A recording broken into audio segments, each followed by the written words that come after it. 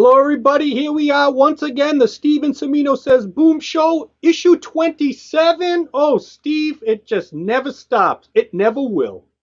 Ball.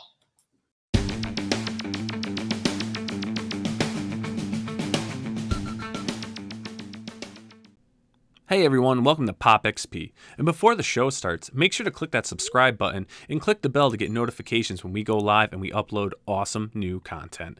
And don't forget, if you can, make sure to share our stream on all your social media outlets. We appreciate it, and thanks for helping us grow the Pop XP channel.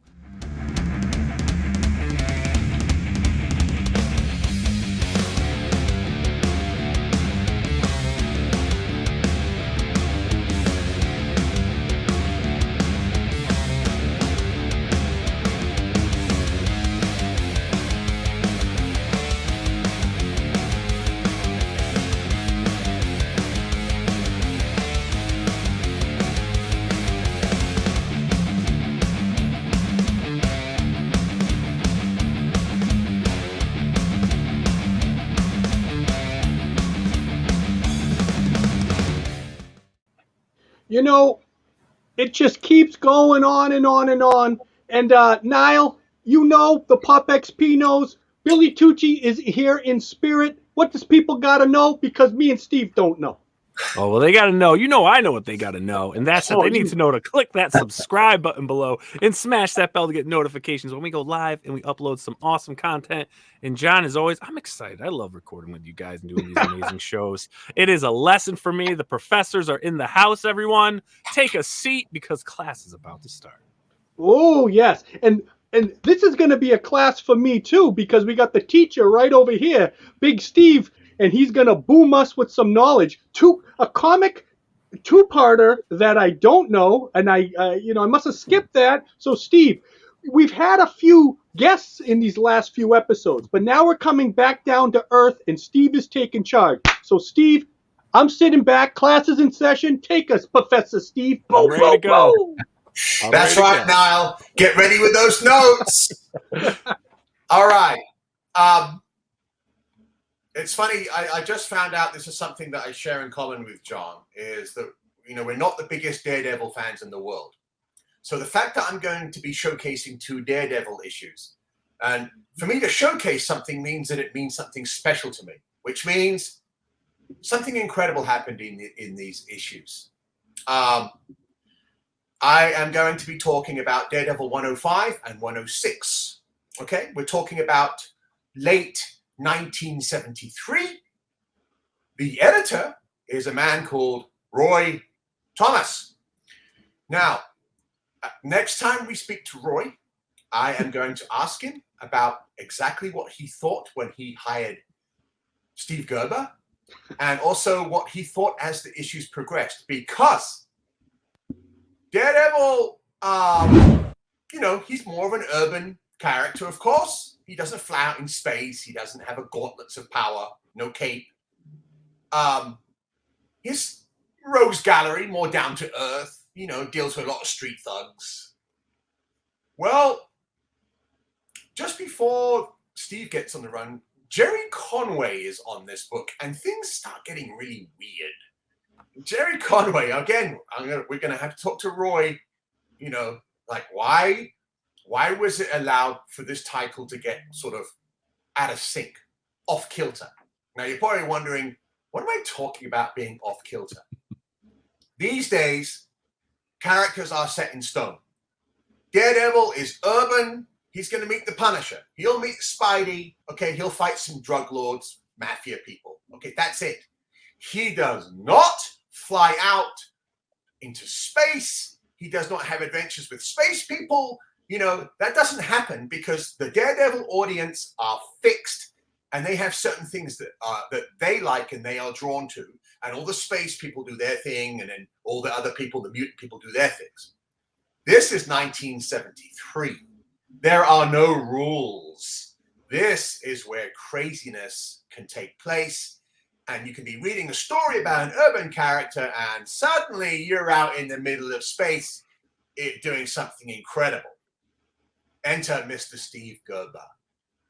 Now, we're talking about 1973. And I want to place this in some context before we get into the issue. Steve Gerber right now in 1973 is Marvel's new Wonder Kid.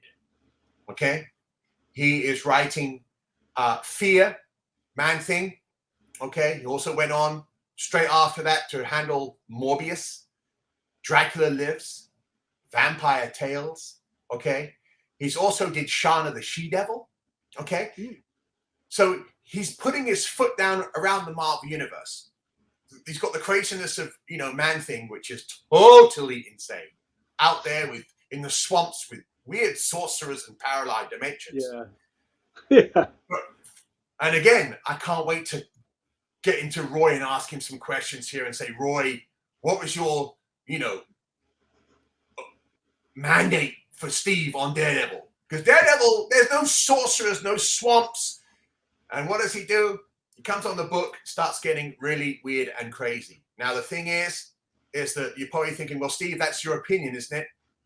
I want you, if you have the original issues, to read the letters pages, okay, after issue 100, because you will read howling of Daredevil fans screaming, going, what in the hell is going on? Until in the end, I think it's about issue 108, where Steve Gerber actually has to write a little editorial apologizing for what he has done. So that's why I love these two issues, because he's breaking all the rules. He's coming into my genre, okay? And he's also working hand in hand with another brand new Wonder Kid, not quite at the same level as Steve Gerber yet, okay? Mr. Jim Starlin.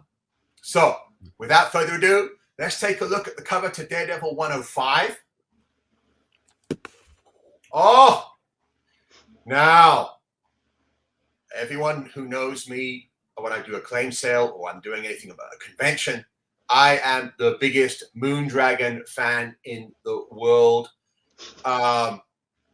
She's probably my favorite female in the Marvel Universe ever.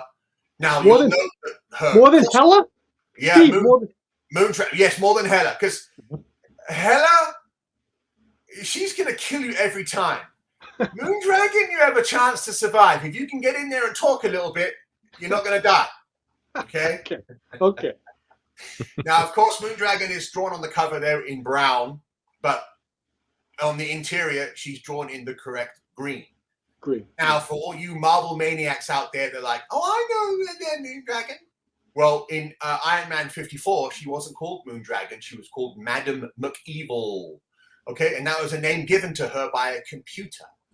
So in this issue, we're going to get into the depths of Moondragon a little bit. We're going to get into her origin and where her name is revealed. So let's go to page 1, splash page. Now, we're starting off with something fascinating here. So Steve Gerber pulls over a classic Spider-Man villain, Kraven, and has Kraven fighting Daredevil. And by the way, as you can see, he beats the living hell out of Daredevil. Daredevil hasn't got a chance against this guy. Kraven's very clever. He's got those special darts with poison. He's already taken out Black Widow. And Steve Gerber is like, well, Kraven's going to have trouble against Spidey because Spidey is really strong and powerful. Spidey can, if he wanted to, could pull your arms out of your socket. Daredevil can't do that. So we're opening up with Kraven beating the crap out of Daredevil. We go to page 2. Okay. And again, this is something that you would not see today. Black Widow has been humbled. She has been hit by one of the darts, so she's like not quite working right. And, there's a crowd surrounding, and going, well, what are we going to do? And Kraven's like, well, you're just going to watch me throw this guy off the cliff. Get used to it. Go to the next page. So, again, this is Daredevil. He's falling. He's dying. And then all of a sudden, if you take a look at the far right-hand side middle panel, bing, he's gone. He just pops out of thin air. What's going on here? I mean, and even Black Widow's like, what did you do? And Kraven's like, that's got nothing to do with me. What the hell? What's going on here? Go to the next page. So finally, the police are called. You know, there's a huge amount of people running in, guns firing, and, you know, Black Widow manages to pull herself together. And again, showcasing that Black Widow is very deadly. She manages to kick Kraven right in the base of the skull and knock him out. Boom, that's good. So if you turn to the next page, now this, I want to talk about contrasts. Take a look at that first panel. You're going to see the Black Widow, like, in a very, you know, feminine moment. You know, she's having a moment of weakness right there. And some guy, you know, since a policeman's like, hey, are you okay? And she's like, oh my God, you know, what am I going to do? You know, la, la, la. That's not going to happen today. That's not going to happen today because Black Widow right now is just full macho mode. And she'd just be like, hey, that doesn't affect me. Right. But this is early 1973. And Steve Gerber is, you know, writing her in a very feminine way. Strong in some aspects, but also having that feminine aspect, okay? Awesome. And I'm sure you guys will understand that the feminine aspect of a lot of female characters has gone today. It's been replaced, you know, butch men. But at this point, okay, Black Widow still, you know, in many respects, you know, a regular woman right there. So we're going to go to the next page. Now, what happened to Daredevil? He's not on a... Where is he? He got zapped out of nowhere, and he's basically in this undersea base. Where is this base? Well, he's completely out of his element. He's not in the streets. He's not in Harlem. He's not in Hell's Kitchen. You know, his radar sensors are going crazy, but he knows he's underwater because he can sense it. So something's gone wrong here. Where in the hell is he? Go to the next page. Oh, he is in the secret base of Moondragon. And there she is. Look at that beautifully drawn piece right there. That weird, wild space art and, you know, plants. You know, he's totally like, what in the hell is going on? Okay. And then he's using his radar sense to find Moondragon. And then to his astonishment, he finds out that, you know, her heart isn't really beating. We're going to go to the next page. So he's like, well, what am I doing here? What's going on? I'm just going to go and gently touch her on the shoulder. Don't do that. And by the way, for those of you who are wondering, why do I like Moondragon so much? I have always been drawn to that little green costume. I love that little green costume. With all your might. Oh, won't you roll? Again, as a youngster, something went wrong with my brain, okay? But I have been searching for a real Moondragon ever since. I haven't found one yet. But yeah, I love Moondragon. I love the way she, I love her bald head. I just love everything about it. What I also like about the fact is that she can handle herself. So with one karate swipe, boom, you know, Daredevil's flying around going, what in the hell is going on? Next page.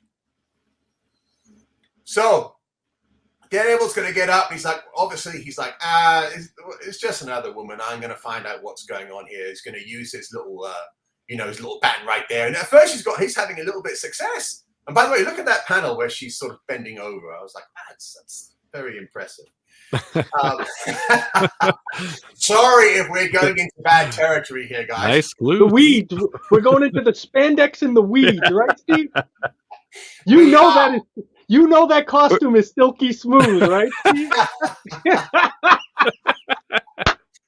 Yes. You know, so let's give credit to Don Heck right there, because Don Heck is the artist. Thank you, Don, for that beautiful pose. And then this is the funny part. Now, take a look at the bottom lower left-hand panel where Daredevil's got his hands on his hips. He's like, all right, I'm in control of this situation, and I'm going to find out what in the hell's going on. This woman's going to tell me what to do. And then it's like, oh, no. And then in the other panel, right at the end on the right-hand side, you see Moondragon. She's going to use her mental powers. So I'm going to go to the next page. Oh dear. So Mr. Cocky Daredevil is suddenly assaulted by the mind powers of Moondragon and completely, taken to his knees. Now, the thing about this issue is Moondragon is on Earth for a specific reason. She is hunting for thralls of Thanos. Now, a thrall, of course, is someone that's just mentally under the control of Thanos, a secret agent. She is under the impression that Daredevil is one of these agents. So she has come down. She wants to find out what this thrall knows. And Daredevil's like, well, I'm not a thrall. What in the hell are you talking about? And by the way, who are you? Okay. And then we're going to get to this little section here where she's about to explain her origin. If you go to the next page. And by the way, love that. Please take a look at the bottom there. It says penciled Titan sequence by Jim Starlin. Yeah. Okay. Now, I would love to know at some point if we could ever get Jim Starlin on one of these podcasts, whether he came up with the name Moondragon, whether it was Steve Gerber that came up with the name Moondragon. But that is just a beautiful sequence. Look at the way she is just standing there. Look at the power radiating from her head. It's just beautiful. So she's going to relate her origin sequence right here. So remember, in Iron Man 54, she just pops out of nowhere. This is where we are going to get some information about Moondragon. So all you cosmic fans out there that have got your Silver Surfers, you've got your Novas and your Quasars, you better have Daredevil 105. Otherwise, you are not a cosmic maniac. You are missing a piece. So basically, it relates the story of how her parents had a little car crash after seeing a UFO, and she's left as a little kid, and she looks up, and there is Mentor, okay, of the Titans. We're going to go to the next page. So he's like, well, I'm not going to leave this little girl here. It's basically my fault, that her parents are dead. Takes her up to Titan, and there's a little sequence right there. Now, take a look at the little panels, because right there you have the two sons of Mentor.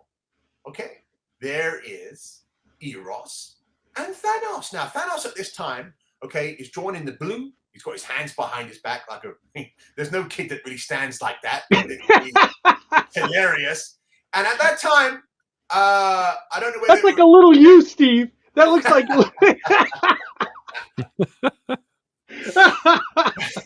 At that time, he hasn't been drawn in the gray skin. Now, I don't know whether after this, Jim changed his mind and did some redesigning, but it's a fascinating piece of cosmic information right here, seeing the young Eros. So basically, very early appearances, and that's the first chronological appearance there of the young Thanos. So you will go to the next page. So she needs to be taught the ways to become a priestess on Titan.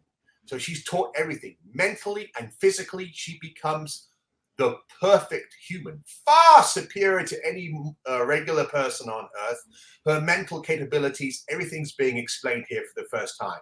Okay, next page. All right, so now remember, this is a Daredevil comic, guys. And here we are, we're having a flashback sequence which explains how Thanos destroyed Titan and how, she's going to have to go off into space and then she's going to go to Earth, has a little flash. And take a look at the little footnotes. Thank you, Roy. It says here, see Captain Marvel 27 RT. Mr. Roy Thomas, Roy doing his job right there. Again, so many questions for Roy when we get him on next about all this stuff. We're going to get into some juicy stuff with Roy here. But take a look at that beautiful bottom panel right there, right at the bottom of the page. Oh, she looks gorgeous right there. I just love Moondragon. All right, next page.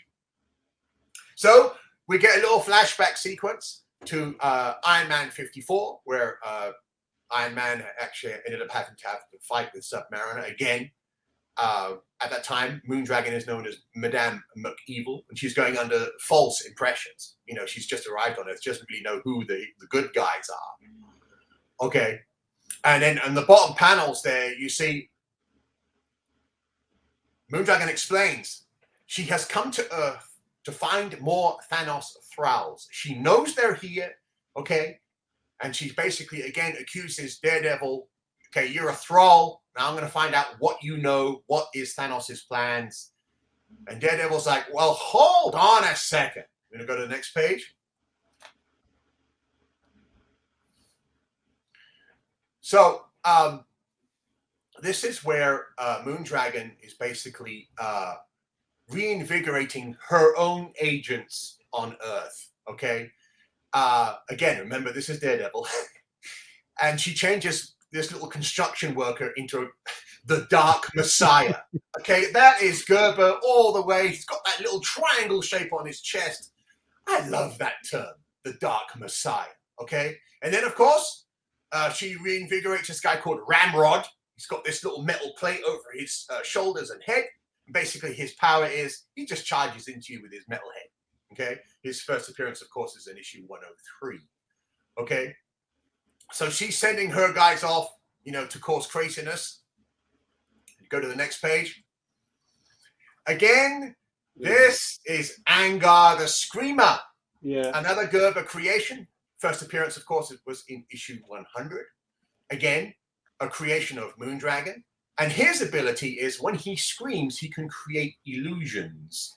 So these are basically Moondragon's agents. So she's going about this task in a rather brutal, in-your-face way. You know, she's not being very subtle, but then again, she's been on Titan for a long time. She doesn't know any human social graces. She doesn't have to because, you know, she's basically almost godlike. She doesn't have to take any stick from us mere mortals. Okay, I'm going to go to the next page. So, this is an amazing moment. And when I read it, I was like, oh my God. Steve Gerber, I know that you'd watched some Star Trek. I know because we're going to get a Vulcan mind meld in this issue. So finally, look, Daredevil's had enough. He goes, you create those villains? What?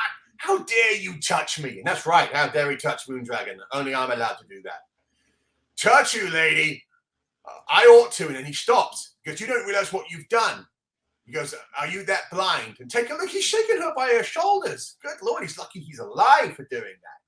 But instead of striking back with a nice karate blow to the throat and killing him, she's like, all right, I'm going to mentally join with you and I'm going to learn everything that's in your mind. Okay? Again, that's what used to happen in Star Trek with Spock. And all of a sudden, take a look at that bottom left-hand panel. She realized that she's made a dreadful mistake because Matt Murdock is the ultimate hero. Okay, yeah. He'll do anything he can. Even if he's fighting you, he's not going to try to hurt you too bad. He's not going to kill you. He's a really good guy. And Moondragon has just realized that she has just made a monumental mistake. Things are about to get even worse because there is a little voice behind her. Okay, and then I love that little saying here. And she goes, rings of Saturn, my supposed ally. Next page. Now, this is a horrible panel. When I read this for the first time, I was like, oh, no. Okay. That is Kerwin J. Broderick, and he has his own plans. He's just basically, he wants to become the king of, you know, the San Francisco area. That's basically all he wants to do. And he's tricked Moondragon into helping him. And what he does is he takes one of her own weapons from her ship and blasts her right in the back. Basically, you know, that's a death sentence. Even she can't survive that. And take a look at the way that she's crumbling in Daredevil's arms. Okay? And Daredevil's like, oh my God, she's dying right here. And, you know, that killed me when I first read this issue. I was just like, what? You're killing Moondragon? My future wife? How dare you do that? So, and then again, just to prove that Mr. Gerber has decided that this is going to be a different, special Daredevil issue, he brings to life a character called Terex. So take a look at Terex. That guy would be great in the Avengers, in the Hulk, in Thor, but no, he's going to bring him alive and set him loose in Daredevil. So that's issue 105. So go to the next cover. All right. I remember when I was putting my Daredevil run together back in the 1990s, it was very easy for me to get a certain issue numbers.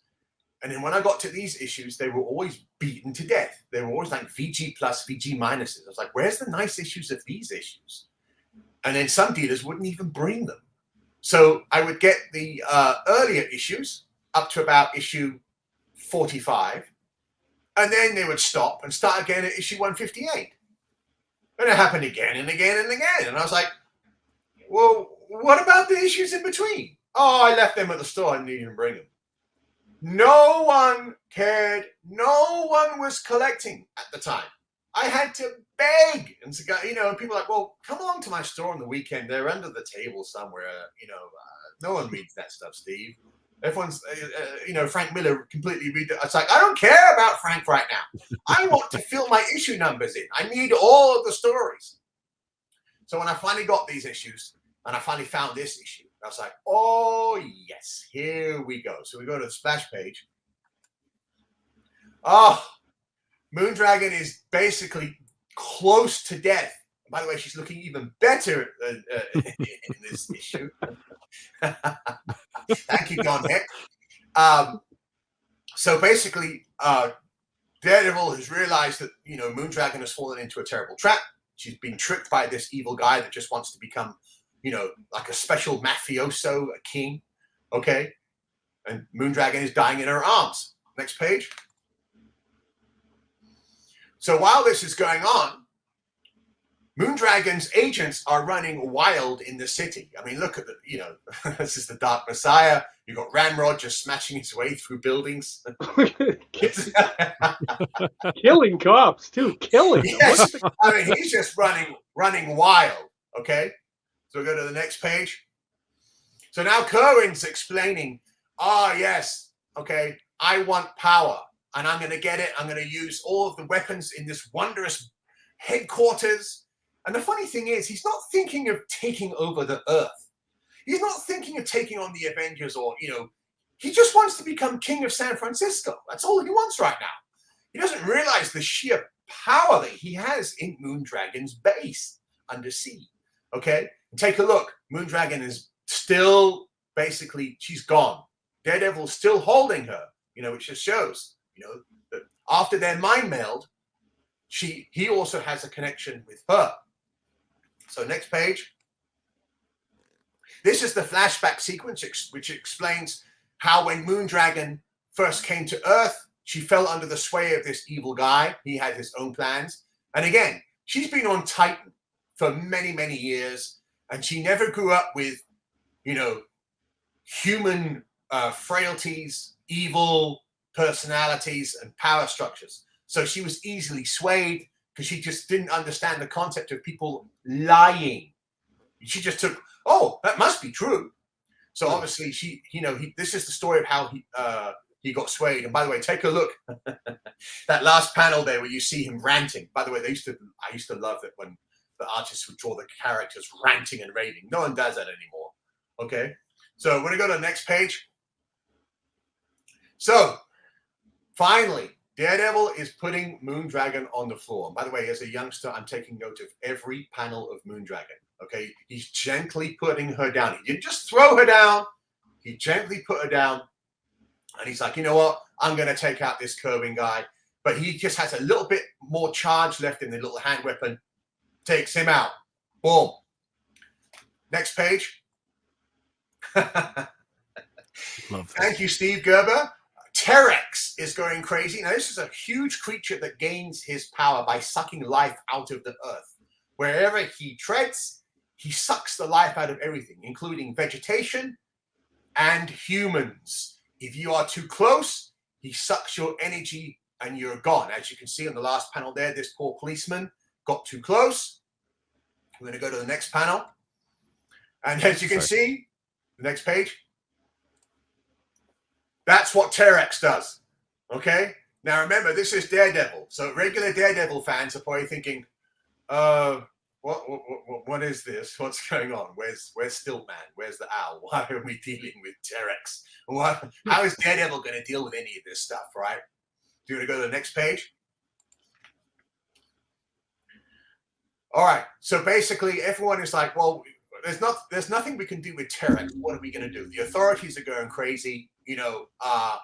There is absolutely nothing they're going to do against these cosmic level things. So as a Daredevil reader, you're probably thinking, Daredevil's really good at fighting, punching, kicking, diving and dodging.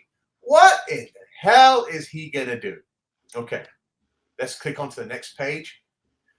Right, now we're going to get down to the nitty-gritty. Okay, Moondragon is almost dead. She slows her heartbeat down, 1 heartbeat for every 5 minutes. So Daredevil can sense it, right? Take a look at that bottom panel there, right? And she's like, I need you to take me to a piece of my machinery. You need to save me. Look, he's picking her up. I could pick her up like that as well. Okay, go to the next page. Sorry about my sickness, guys, but it's terrible. All right, go to the next one. Now, so Moondragon is basically like, okay, I need you to put me on this machine, and then I want you to hit these certain buttons, and they're color-coded. And he's like, I can't do that. I'm blind. I can't do it. This is an incredible sequence. Oh, wow. Moondragon gives Daredevil his sight back. Take a look at that. So she touches his head, boom, and there this is the first time that he sees ever since Daredevil #1. Wow, yeah. And what does he see? The most magnificent, beautiful woman that's ever been created. And look at his face here. Yes, it's true. You did it. I can see. So then finally he can use the machinery, and he's going to bring her back to life. I'm going to go to the next page. And there it is. She's back to life again. And this is a really beautiful panel, okay? Because Daredevil is overwhelmed by the fact that he can now see. So he says there, he goes on the second panel on the top there, he goes, may I just hold you without making excuses? I owe you so much, more than any man can ever hope to repay. A whole world of light and hue that I have never thought I'd experience again. And then she's like, please now, it's not the time, my friend. Hey, and Steve, let's not forget, at this time too, Daredevil has always been a stud. He has always he always had a bevy of women. He always did very well with women. Hey, and let's not forget that his current girlfriend just happens to be one of the hottest ladies in the entire Marvel Universe, the Black Widow. But Moondragon is she has her own wiles. So even Daredevil is like, I gotta hug you. Okay. So now Moondragon's like, okay, now we've got to get to business. First thing we got to get to the city area. We've got to get away from my base, go back to San Francisco. I'm going to have to stop my agents from running wild, and we're going to have to stop Kerwin's plan. So as you can see, they go in the last panel, they teleport out. And then this is hilarious. Boom, they arrive there. Take a look at what Black Widow says, right? She goes, you're worried about me? I'm safe, but you're all right. And who is that? Uh-oh. So the whole of San Francisco is going nuts. They have this massive monster that's going around, okay? You got Ramrod and the Dark Messiah running riot. And what is her main thing? Who is that? Now, that is the genius of Steve Gerber, because he obviously knows females. Women don't think like we do. They get a little bit hardcore, and they're like, well, hold on a second. I don't care about anything else. Who is that? Explain to me what you're doing. I don't trust you, and she's hot as blazes, and I know you're just a man. I want to know. Okay? So that's Steve Gerber. He's got it right. That's exactly, and we've all been through that. Us guys, we've come through that. So as you can see on the bottom panel, Terex is still running riot. Okay, he's walking along the earth. We're going to go to the next page. Now in this page, okay, again, Daredevil, he doesn't have his powers. he can see. Okay? And so when he first starts fighting, he's sort of useless. He doesn't have his radar sense. He can't do anything properly. And, Black Widow's like, oh, well, okay, what's going on? And then take a look at the wording here, because she's still interested in who Moondragon is. Okay? So she's like,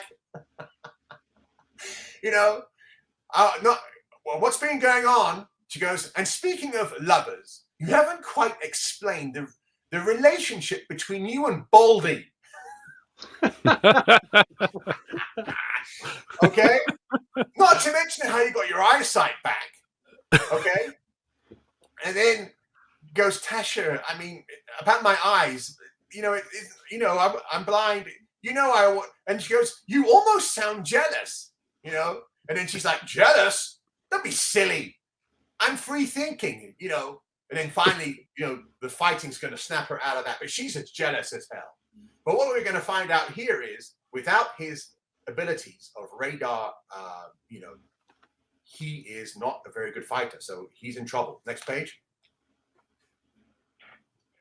Again, he is just getting beaten. Ramrod is handling both of them very easily. And don't even forget about the Dark Messiah. Okay, and there's a little thing there. Take a look at that last panel where Daredevil tries to do a flip. He just lands right on his back.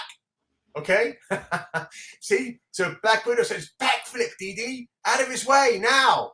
And he goes, "Right on, Spider." Oh, because my depth perception, it's way off too. He's useless right now. He's useless. He's going to have to make a pretty tough decision pretty soon. Next page. Now, this is an extraordinary thing that he's going to ask. And it resonated with me incredible. Just think, right? He has his eyesight back. But he's in a situation where he is such a hero. He's so into mankind and safety that he realizes, I need to go back to what I was to fix this situation. I can't fight Ramrod, the Dark Messiah. Forget about, Kerwin Broderick. And so there on that last panel, he's asking, can you make me blind again? And then Moondragon, you can see she's like, what in the hell? What if I can't reverse it? And he says, it doesn't matter. Now that I've seen Natasha, that's all I wanted most of all. Natasha, he didn't even mention Moondragon. So go to the next page. I love this panel. It always had a huge emotional effect on me because we're dealing with someone that was very unemotional. And she says here in the top panel, very well then, you shall dwell once more in shadow. But please, Daredevil, recall the sight of me also. And then she's got a little tear because they shared this mind meld. Okay, and she sort of fell in love with the goodness of the man. And the fact that when he got his chance to see, all he mentioned was Natasha, she's hurt. She's like, well, aren't you going to think of me? So in the midst of this massive cosmic drama, Steve Gerber encapsulates everything down to this little panel of incredibly strong human emotions. I love that panel. I love it. Okay, because it shows that she is not a robot. She is not devoid of emotion. Yes, she went to Titan, but she was born of Earth. She does have human emotions. So, bang, Daredevil gets back in. They're going to take on the characters. We want to go to the next page. So, Daredevil manages to, get rid of the other characters quite well and then take a look at that. Kerwin Broderick has taken control of Terex. He's going to use Terex to make him king of San Francisco. Things have just gone from bad to worse. Moondragon is over there, sitting there on her knees because she's meditating, getting her powers together because she knows she's in for the fight of her life. Okay. I'm going to end it here because I could have gone on forever, but we do not have 65 hours. And by the way, take a look at it says next, the conclusion featuring the sensational Captain Marvel. Captain Marvel. Now, you can imagine Daredevil fans who are hardcore Daredevil fans thinking, what? Captain Marvel? What's he doing? I don't like this. Okay.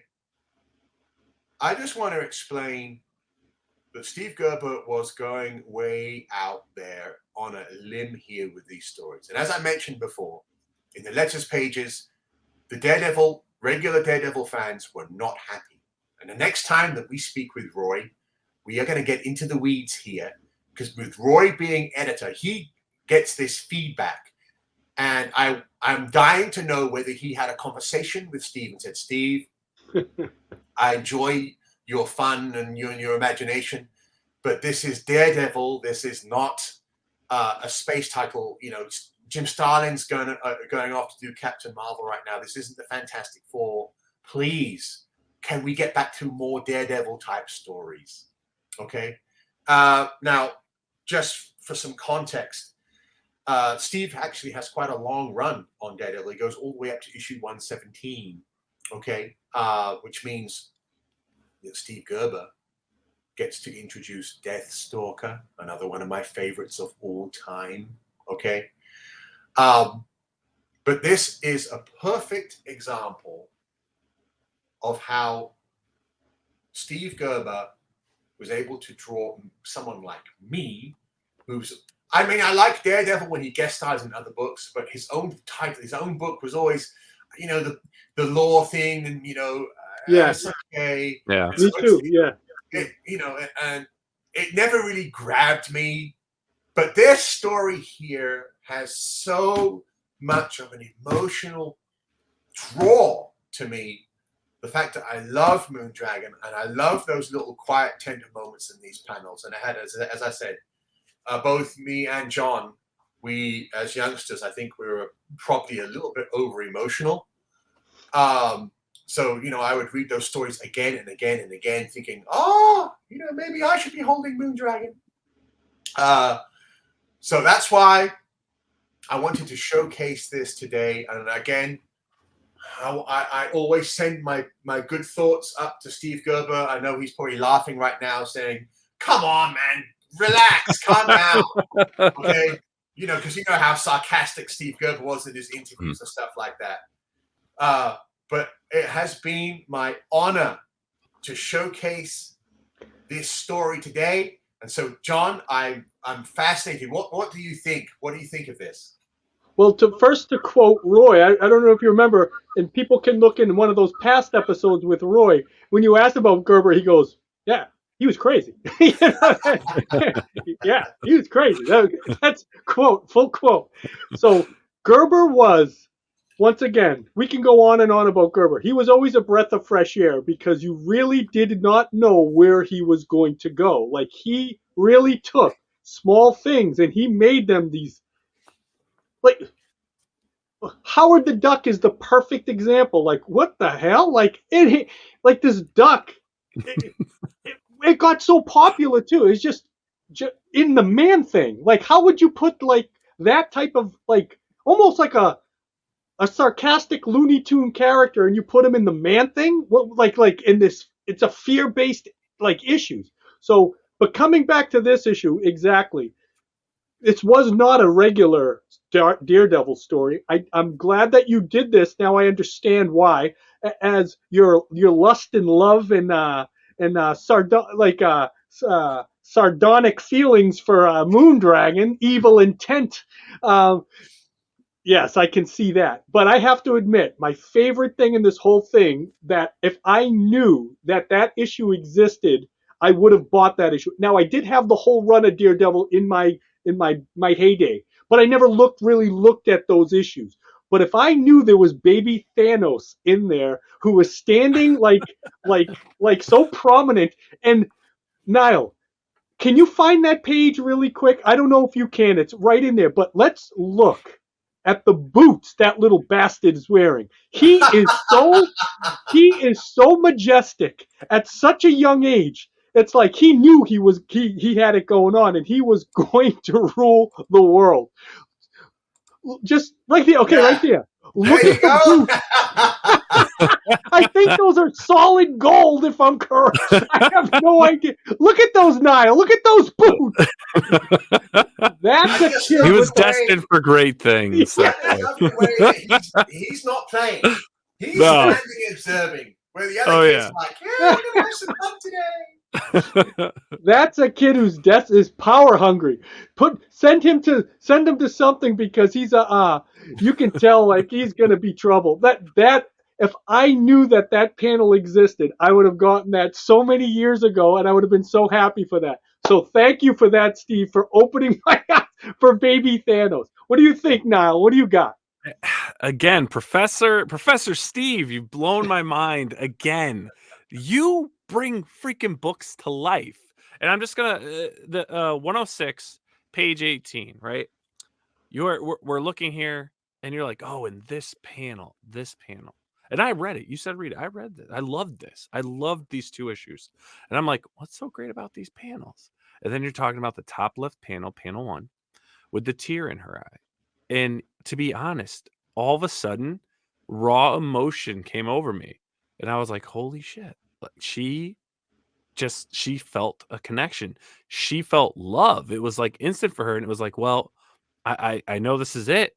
And I know you're gonna go your way, but please remember me. Remember that embrace you wanted.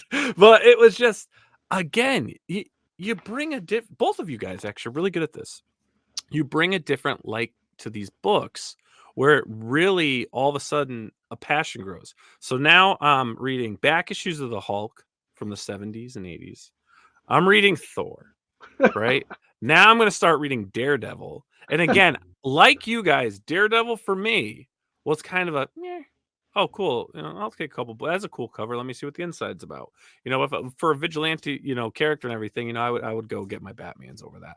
But again, bringing that cosmic thing in, again, great lasers in these 2 issues. And What's even more amazing is, of course, in issue 107 we had a guest appearance by Captain Marvel. Mm-hmm. In issue 108, it's revealed that Moondragon stays over Daredevil's house for 2 months. Oh, wow. And there's a little scene and anyone who has the issue can go in there and take a look. Black Widow comes over to speak to him like, hey, what's going on? And then she's like, oh, so she's still here, huh? What happened is during that mind meld, Moondragon fell in love with Matt Murdock, his soul, his goodness as a man. And this is where it gets weird because Daredevil, instead of going, I'm with Black Widow, there's this 2-month period where they're together. And it's never really explained how together they are. Okay? But for those of you who want to follow on from this issue, Moondragon comes to the decision, like, wait a minute, I've been sidelined here because I've fallen for this guy, but there's a mission for me out in space. Mm-hmm. I can feel it. I'm sensing it. I'm going to go off. So she leaves, and is seen next in Captain Marvel issue 31, where she is going to help the Avengers fight Thanos with the Cosmic Cube. Just for you guys who like your continuity and stuff like that. So, again, just a little cherry on the icing there for you Cosmic fans. But yes, I don't think it's ever been mentioned again. But it's, if I was writing for Marvel, 2 things that I would do. 1, I would have Moondragon and Daredevil meet again to see how they feel. And 2, that secret base is still under the sea. Now, wouldn't it be interesting if Hydra or AIM or someone wanted to investigate all that magnificent machinery and technology? And then S.H.I.E.L.D. would have to get involved, maybe the Avengers, maybe the Fantastic Four. But no one thinks like that because they don't do any reading. In ending here, this is just another testament why, think about what comics were at that time. Mm-hmm. Or even prior to that. Like, they were not taken seriously. Growing ups they were just throwaway things. Look at the depth of these stories. like, yeah, you got this heroic guy, a lot of colors, a lot of flash, but there was such emotional tension in there that, like, I don't think parents had a clue about, like, how deep that was. And that is a testament why us, when we were reading these when we were young, we knew what they could be. That's why these are the greatest movies in the history of cinema. Because if you really look at that, that was a throw. Like, no parent would have cared. Could you imagine, like, a 40-year-old father that's working and providing family for his kids back in '73? Hey, Dad, read this Daredevil. Like, you kidding me? It's like, give me a beer. Yeah, and then he would hit the kid with that. Yes. But that's what it was. If you really look into that, there was that emotional tension that, like, we were getting some great stuff. Like, people were like, comics were so powerful, and even today they're just all derivative from that time. But today they're taken seriously. You know, they're more people are more educated about them. But back then, like the '60s, especially the '70s, because that's when that Bronze Age, and with Roy at the helm there, that's when things got more emotional. You got a lot of, like, the death of Gwen Stacy. You got all this stuff. So I'm just saying, it started getting this realistic twist that just was so powerful that, Stan and Jack really started the nucleus of that, and then it blossomed from there. And then you had Roy and everybody else start doing it. But, like, incredible, which came to, like, Jim Shooter and then the Chris Claremont stuff. So who would have thought, And so that's why I love we go back to these issues that people would never even think of, and you see that. You see the magic of the time. So, Niall, why don't you got any last words here for this? Yeah, no, again, I love when you guys bring this stuff up and talk. I mean, it really rejuvenates, these back issues. There is gold out there, people. There is gold in back issues, stuff that you can't even possibly imagine, especially if you weren't part of those times. But these stories resonate. You can read them. You're still captured. Like John said, these are the best movies you'll ever read, right? But incredible. And if you guys are enjoying this content, please, and you want to the crew to touch on a certain topic, please go into the comments below. Put in there, viewer requests. Would you like us to touch on anything that you like? Different creators, different story arcs. Maybe you want to hear them talk about things they dislike. Who knows? But either way, let us know your thoughts on the show in the comments below, and we'll try to bring some of that to the screen. So, gentlemen, again, great episode, great content. Steve, you're giving me goosebumps for another night. And I got some more Daredevil to explore, I think. And just remember, we got a lot more guests coming up and a lot more fun stuff happening. So stay tuned, and we're coming almost every week. Almost. We got con season is coming, so we got stuff, but we'll try to be here and we'll try to make it fun for everybody. All right, Steve, Mighty Mystic Milner is whirling around. Where do we got to go? We know what? Thanks, guys. Boom! Hey everyone, thank you for joining us on Pop XP. If you haven't already, make sure to click that subscribe button and also click the bell for notifications when we go live and we upload some awesome new content. Also, don't forget to head on over to Twitter and follow us at the Pop XP and over on Instagram at the Pop XP. Thanks again everyone, and we'll see you soon.